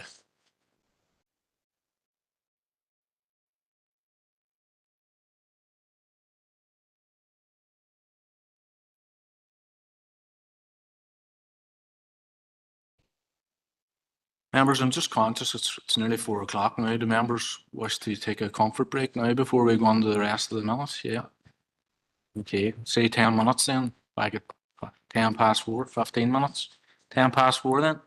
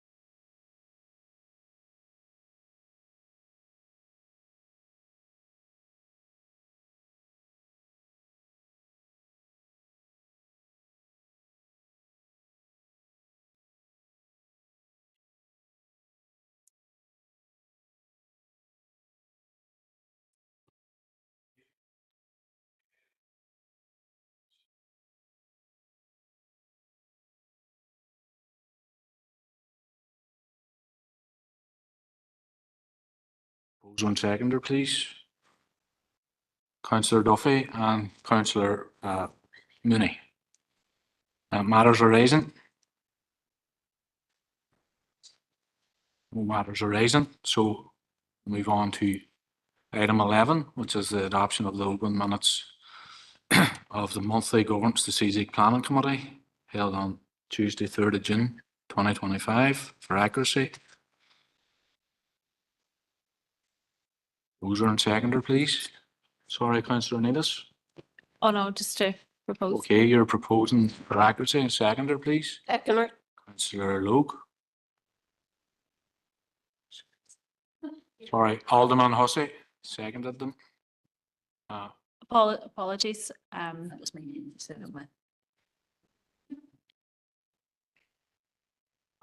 I was proposing. Councillor Neelis hasn't done the governance committee, but I'll propose it. Proposed by Councillor McGinley, seconded by Alderman Hussey. This is the chair. So, Just stay. any matters arising? Councillor Harkin. Thank you, Chair. It's GSP 132/25. And again, at the full council meeting, I want to thank Una McGillion and the team that worked on the anti-poverty action plan.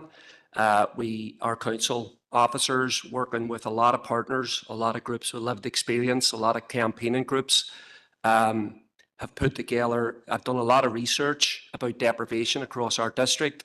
And I've done a lot of serious work about what levers we have as a council to try and address deprivation.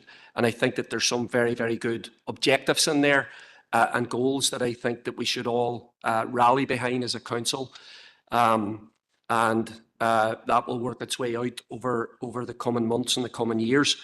But this is happening in a context here that where we've with a communities minister, with the support of the Stormont executive, has released what was supposed to be a new anti-poverty strategy. And from what I can tell, and from what most anti-poverty campaigners are saying, is that it is not that. It is not an anti-poverty strategy. And you know, we've been waiting almost 2 decades for an anti-poverty strategy to come from the Stormont executive. I mean, it's been found legally wanting for the lack of a strategy to address poverty. And I know that there's some talk about rising prosperity in our city, but the reality is a new study has just come out saying that we have 25.4% of our children here living in poverty. So this is shocking. And while I think it's commendable that we as a council have worked to develop an action plan, at the end of the day, look, the levers of government are actually the key thing in addressing poverty. And that's why it's so frustrating and disappointing that the content of the draft plan isn't what it should be. You know, just as an example, in 2017, the Scottish government adopted a targeted strategy to reduce child poverty. And as a result of that, they've had a decrease in child poverty of 12%. So that shows you where it has risen in England and Wales, and where it continues to be at alarming levels here in the north of Ireland. So that shows you what government can actually do when it develops a strategy to address poverty and deprivation. So I would like to suggest, Chair, that we, given the seriousness of the issue of addressing deprivation and poverty, that we invite the Communities Minister here to the Council to explain to us the content of this document and to give him an opportunity to try and tell us why this is going to do you know, what people have been aiming to make it do over many, many years. And also an opportunity for us to ask the questions that many people who have worked and given advice to ministers and the executive on this very policy, so that we can address those questions. So that's what I want to suggest, Mayor, and I've got a short suggestion to that I'll send to Teresa right now.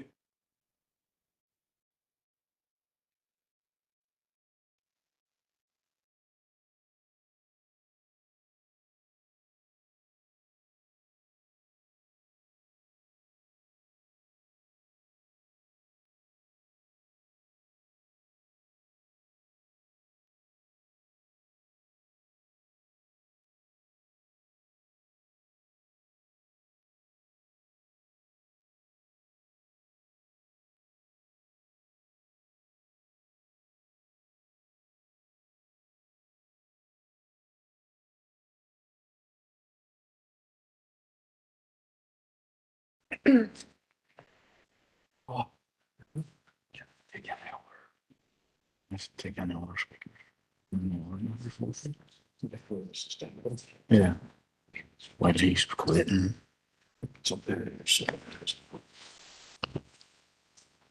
Okay, Councillor Harkin, have you a seconder for that? Councillor Farrell, seconded.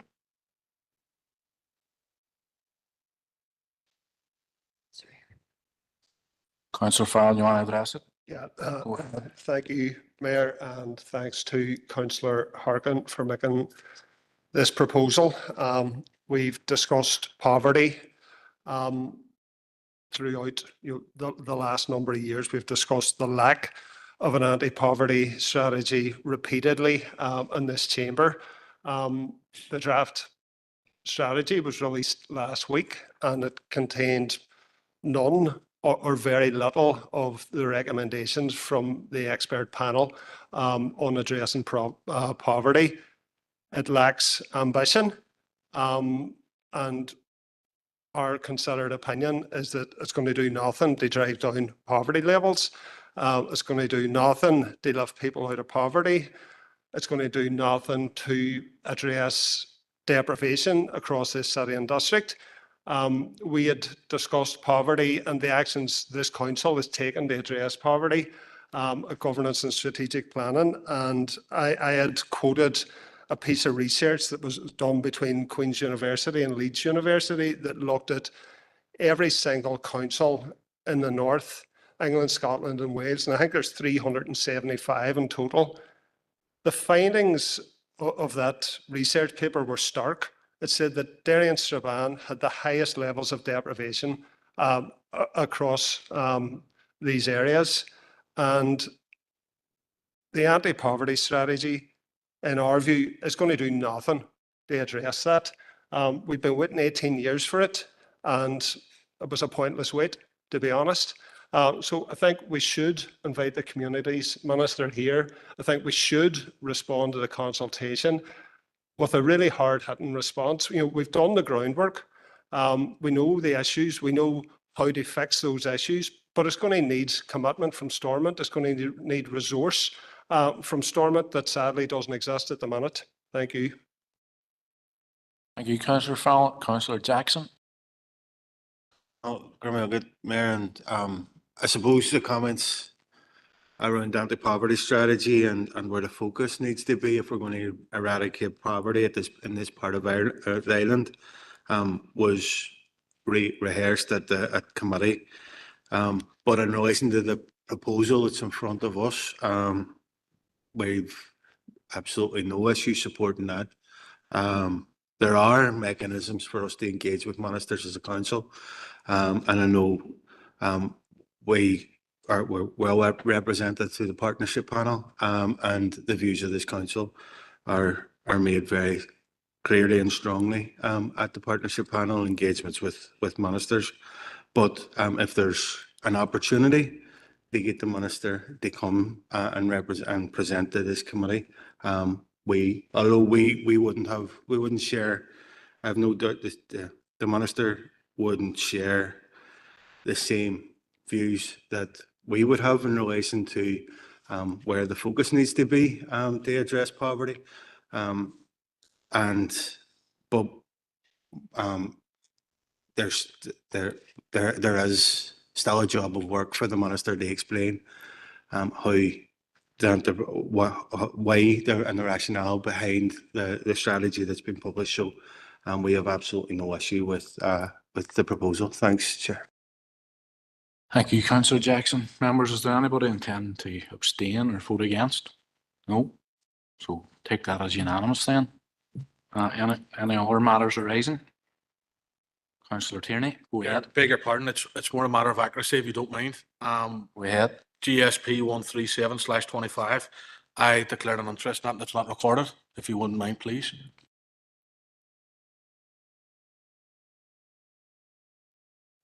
Okay, members, move on then to the monthly planning committee held on Wednesday the 4th of June for accuracy. Proposer and seconder, please. Councillor Boyle and Councillor Logue. Matters arising. Councillor Harkin. Hey, Mayor, it is P85/25, and that is in relation to the LDP strategy for adoption. And I've no wish to rehash the debate that we've just had earlier in the meeting. I think that that motion and the debate that we had has implications for the LDP. And I'm just going to abstain on the ratification of the implementation for the LDP. Thank you, Mayor. Okay, that'll be recorded, Councillor Harkin. Any other matters arising? Councillor Donnelly. There are similar things, Councillor Harkin. I'm going to abstain on ratification too. Okay, Councillor Donnelly abstains as well. Moving on then, members, to item C is Monthly Business and Culture Committee under accuracy. Propose. Opposed, Councillor Neelis, seconded Councillor Hutt. Matters arising? Councillor Harkin. Thanks again, Mayor. It's BC 109/25. And look, we thrashed out a discussion at the committee meeting about the our frustration with the announcement again by the Communities Minister that the number of social houses that would be built in the coming year was reduced by 50%, which is not good. And just, I suppose it could have been a matter of accuracy, but we had agreed at the meeting that we would, that the Housing Task Force would have a meeting to discuss that and to discuss our next steps. So that was agreed by committee at the time. If we can just make sure that that gets acted on. Thank you, Chair. Okay, that's okay, Councillor Harkin. Any other matters arising, members? No. Move on then, members, to item D, which is the Monthly Environment Regeneration Committee for accuracy. Opposed, Councillor Alderman Middleton, seconded Alderman Hussey. Matters arising? Councillor Donnelly. With Chair, my is ER 141/21 regarding the blessing of the graves. Chair, there's been a lot of negative feedback about the event and the operation that was put in place on the day. And I was just wondering, has this feedback been, is council aware of this? Has it been articulated to council? And is there any plans to deal with it if it has? Thank you, Councillor Donnelly. I had the pleasure of attending the Blessing of the Graves on Sunday, and I don't know if it's the same issue, but a couple of attendees at it actually asked to speak to me, and they expressed their frustration at the traffic management and the access to the cemetery. The gates, the double gates were closed, and well, they said to me there was only one single gate, but there's actually two single gates open. But I did feed that back to council officers this morning.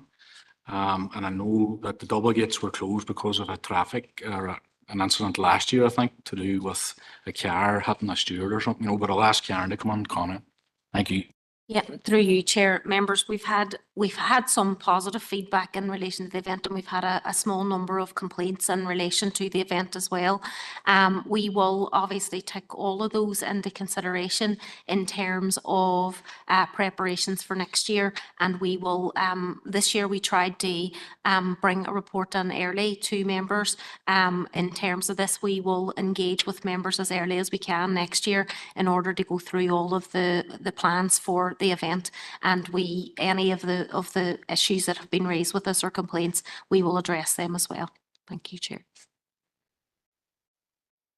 Thank you. Councillor Harkin.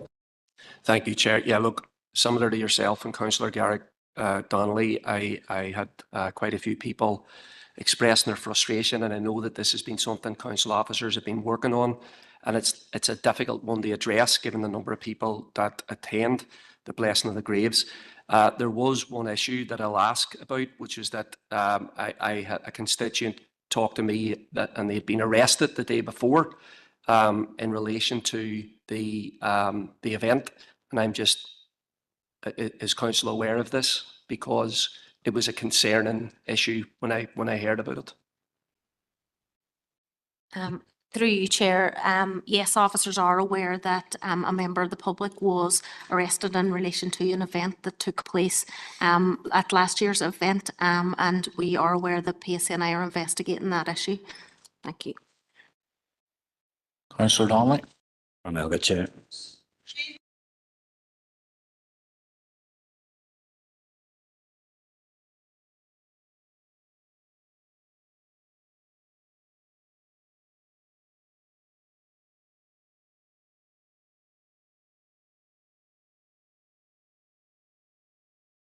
Before I go, wasn't an awful lot of talk about other things, never mind, but we came up out, you're getting paid not enough to listen to it. Thank you. Thanks. Just regarding the point that Councillor Harkin brought up, there is a concern within the community. Again, it's a live matter, but there's confusion about whether that's a personal matter between the person who was arrested and the person who was making the allegation. But there is a perception that council may have used influence to have someone arrested and excluded. Is that something that can be dispelled? Because that is out there, and if that was the case, then it would cause concern. Thank you. Yeah, through you, Chair, so far as officers of council are aware, this is a matter that's being investigated by PSNI, and it's a live investigation, and I can't comment any further on it. Thank you, Chair. Okay. No other matters arising. So move on, members, to monthly Health and Community Committee held on Thursday the 12th of June. Under accuracy, Councillor Tierney. Mayor, thank you. Hits and C 139/25 in the middle of page 99. It says that just give me 1 minute, ask for a meeting to be set up between council officers and council officers. That needs change to the Development Committee of Newton Stewart Centre 2000. Okay, duly noted. And I'm happy to propose the minutes. Okay. Alderman Middleton, was it? Did you second them? No, it was me. I Sorry. was coming on to propose it, but he's already done it, so I'll second it. Second it, no problem. And matters arising? No matters arising. So that brings us to item F, the Special Planning Committee held on Wednesday the 18th of June. For accuracy. Proposed by Councillor Boyle, seconded by Councillor Logue. Any matters arising? No. So then we move to confidential for decision. Proposer and seconder required. Councillor Boggs, Councillor Hutton.